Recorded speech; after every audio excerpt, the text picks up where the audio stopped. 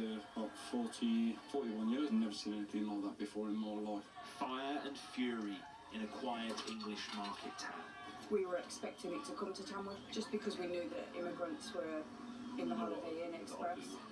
This is the story of Tamworth, where tension turned to terror in a moment. We thought they would definitely kill us. On the night, baying mobs claimed the streets.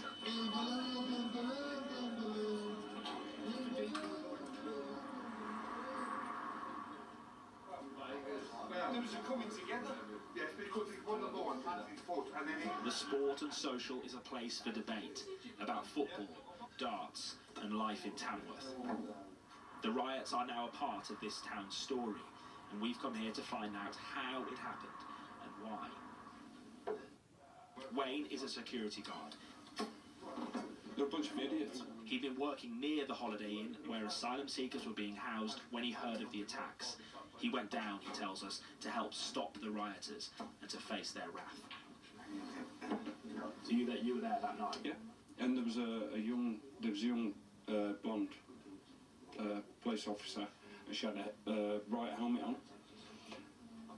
If it was 2 foot further this way, it would have hit me in the head. I don't wear riot gear, but it hit her, smack on the helmet. I didn't feel intimidated. Were you surprised it happened in Tamworth? With the amount of asylum seekers they've got, no. But the way I see it is people were just jumping on the bandwagon. What is your view broadly on immigration? Cut it. Look after our own before anybody else. The immigrants come in here and they're held high, more higher than guys that fought for the country. Sleeping rough on the streets. There's a couple in Tamworth that I know. And you really think that people who come here are getting a better deal than people who live here already? 100%. Yeah. And in what way do you think that's happening? What evidence do you sort of have for that, do you think? Just by what the governments have surrounded us. They get food, they get housing allowance, you name it. On the evening of Sunday, August the 4th, what was advertised on Facebook as a protest spiralled into a siege. We understand around 180 asylum seekers were inside the hotel. For those outside, they tried everything to get in. Then came the petrol bombs. Whatever this town's grievances, this was nothing more than a manic mob of naked hate. Inside, asylum seekers could only watch from their windows, surrounded, helpless. In this video shared with us by one, you can hear the chaos. As smoke rose from the fire below. These 3 men from war-torn Sudan, Syria and Iraq have agreed to speak for the first time about that night, their identities. Think, what are they going to do if they get in? I felt it was so close to happening. I was terrified. I felt like they were coming for us in the hotel and into our rooms. We expected the worst. We feared for our lives, especially when they broke into the hotel and reached the first floor. We thought, that's it, we're dead. How are you feeling now about the UK, about the people here, about staying here?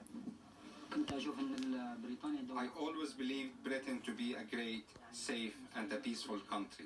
However, when I arrived, the reality was so different from what I imagined.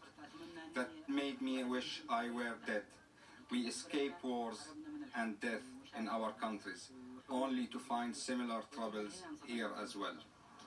They've all now been moved out of Tamworth, where for 2 years the town's largest hotel, next to its most popular attraction, the Snowdome Leisure Centre, has been taken over by the Home Office to house asylum seekers.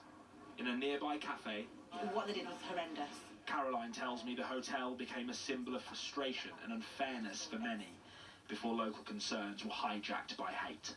When we've got a lad who sleeps homeless round the corner in farm foods, and he's been there for weeks and weeks. But you think, if it can be done for lots of other people, why could it not be done for him?